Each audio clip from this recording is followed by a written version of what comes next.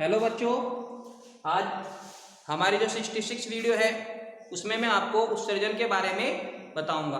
ठीक है, यानी कि आज की वीडियो में हम उत्सर्जन के बारे में पढ़ने वाले हैं। ठीक है, जैसे कि नाम से ही जानकारी हो रही है, उत्सर्जन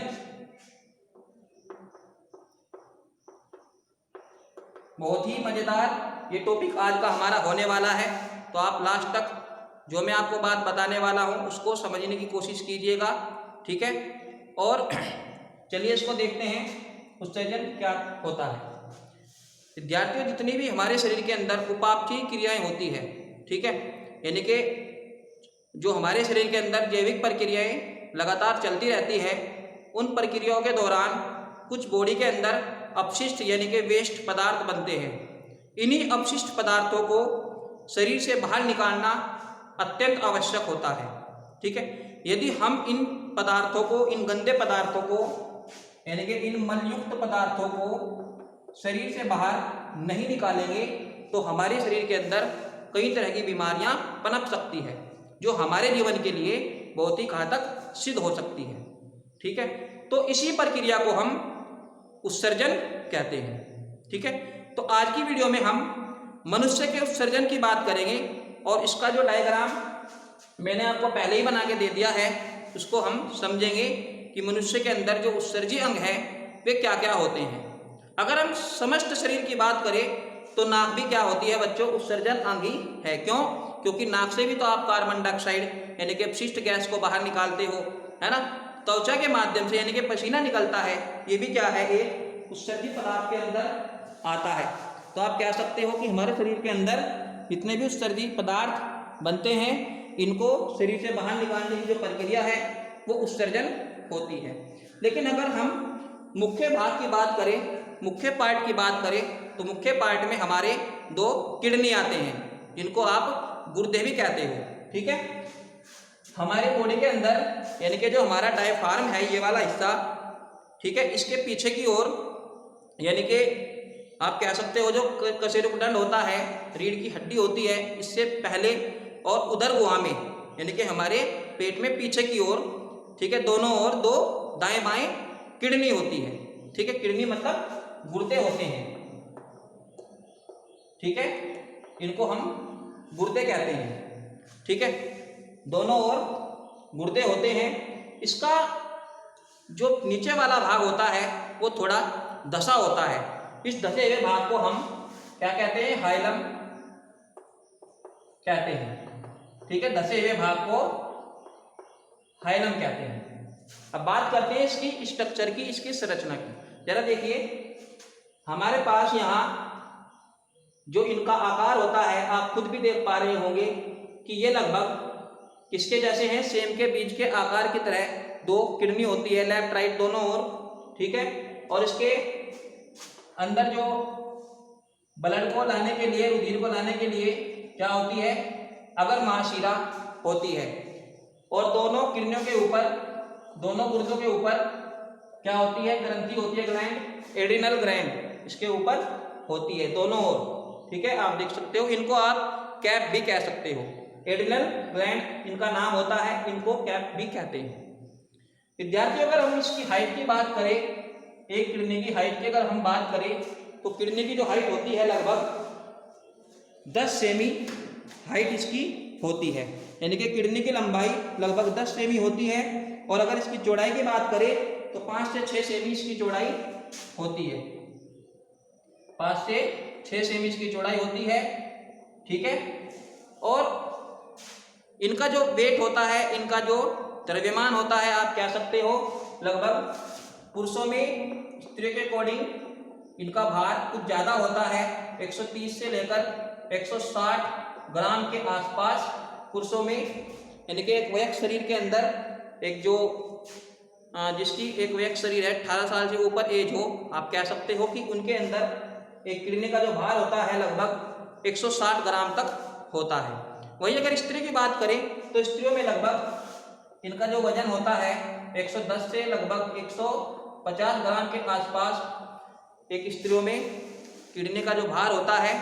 ठीक है, 130 से के आसपास यानी कि 150 तक इनका भार होता है। ठीक है, इसकी बाहरी स्ट्रक्चर का आप यहाँ से देखकर भी डायग्राम बना सकते हो। अब बात करते हैं इसके पार्ट की। इसके जो भाग हैं इसके मुख्यतः 3 भाग आपको यहाँ पर दिए गए हैं, ठीक है। पहले भाग का नाम क्या होगा? मूत्र वाहिनियाँ, ठीक है। दूसरे भाग का नाम मूत्राशय होगा और तीसरे भाग का नाम इसका मूत्र मार्ग होगा। यहाँ पर आप डायग्राम में भी इनको देख सकते हो, ठीक है। मूत्र वाहिनियाँ मतलब जो इसकी छोटी छोटी नली होती है जिनके माध्यम से पदार्थों का आवागमन होता है और पदार्थों का निष्कासन यहाँ पर होता है। ये क्या होती है? हमारी यहाँ मूत्र वाहिनियाँ होगी। और मूत्राशय, ये जो आप भाग देख रहे हो, ये वाला ये सारा का सारा क्या होता है? मूत्राशय होता है। और ये जो नीचे वाला भाग है इसका फाइनली मूत्र मार्ग कहलाता है, ठीक है। तो ये इसके 3 भाग होते हैं, मूत्राशय, मूत्र मार्ग, मूत्र वाहिनियाँ। ये मूत्र वाहिनियाँ होती है दोनों ओर, ठीक है। ये दोनों किडनियों से निकली होती है, ठीक है। आप यहाँ से इसका डायग्राम एक बार अपनी कॉपी में बना सकते हो। अब बात करते हैं इसकी आंतरिक संरचना की। विद्यार्थियों, अगर हम इसकी आंतरिक संरचना पर गौर करें तो इसकी आंतरिक संरचना कुछ इस तरह की होगी। देखिए,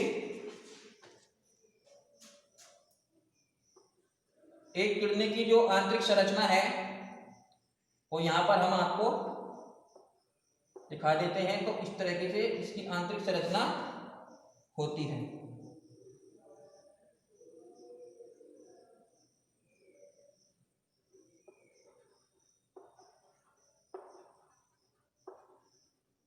ठीक है। यानी कि इस भाग के अंदर इस तरह की अंदर वाली संरचना होती है, ठीक है। ये जो इसका ये वाला भाग होता है धसा हुआ, यही है वो हाइलम, ठीक है। इसका जो अंदर धसा हुआ भाग होता है इसी को बोलते हैं हम हाइलम। इसके बाद इसके जो अंदर एक संरचना होती है, ये वाली संरचना, इसको हम विद्यार्थियों व्रत वल्कुट कहते हैं। यानी कि इसको हम किडनी के अंदर का जो वल्कुट होता है इसको वल्कुट कहते हैं, अंदर वाली जो परत है, लेयर है, देख रहे होंगे आप। इसके बाद होती है यहाँ जो इसके स्पेस वाले छिद्र हैं, ये वाले भाग, ये वर्टनी रीनल कॉलम कहलाते हैं। इनको हम रीनल कॉलम कहते हैं, ठीक है। अगर बात करता है एग्जाम में आपसे कि किडनी की आंतरिक संरचना बनाइए तो आप यहाँ से ऐसा बना सकते हो, ठीक है। अगर आपसे इसकी बाह्य संरचना की बात करता है तो आप देख सकते हो, मैंने एक और इसकी बाह्य संरचना यहाँ पर बनाई हुई है, तो आप इसको, ठीक है, बना सकते हो। विद्यार्थियों, अगर हम मनुष्य के यूरिया की बात करें तो इसका निर्माण कहाँ होता है? यकृत के अंदर, यानी कि लीवर के अंदर। किससे होता है? देखिए जरा, अमोनिया से कार्बन डाइऑक्साइड के साथ क्रिया करके क्या बनाता है लीवर के अंदर? यहाँ यूरिया का निर्माण होता है यकृत के अंदर, ठीक है। यकृत के अंदर क्या होगा? एक रासायनिक अभिक्रिया होगी अमोनिया और कार्बन डाइऑक्साइड की, ठीक है। अब ये जो कार्बन डाइऑक्साइड है यहाँ पर क्रिया करके क्या बनाती है? यूरिया बनाती है। यूरिया का फॉर्मूला आप ऑलरेडी जानते होंगे केमिस्ट्री में, NH2CO NH2, ठीक है। ये बन जाएगा यहाँ पर यूरिया, ठीक है। इस यूरिया को हम किडनी के माध्यम से शरीर से बाहर निकालते हैं, ठीक है बच्चों। अब ये रासायनिक अभिक्रिया यहाँ पर संपन्न होती है यकृत के अंदर। उम्मीद है जो मैंने आपको मनुष्य से उत्सर्जन संबंधित आपको जो डायग्राम बना के समझाया है समझ में आ गया होगा। इसकी जो कार्यविधि होती है, जो इसका काम होता है, किस तरीके से यहाँ पर क्रियाएं होती है, उसकी चर्चा हम नेक्स्ट वीडियो में करेंगे, ठीक है। आज हमने केवल इसकी संरचना के बारे में पढ़ा, तो उम्मीद है आपकी समझ में आ गया होगा।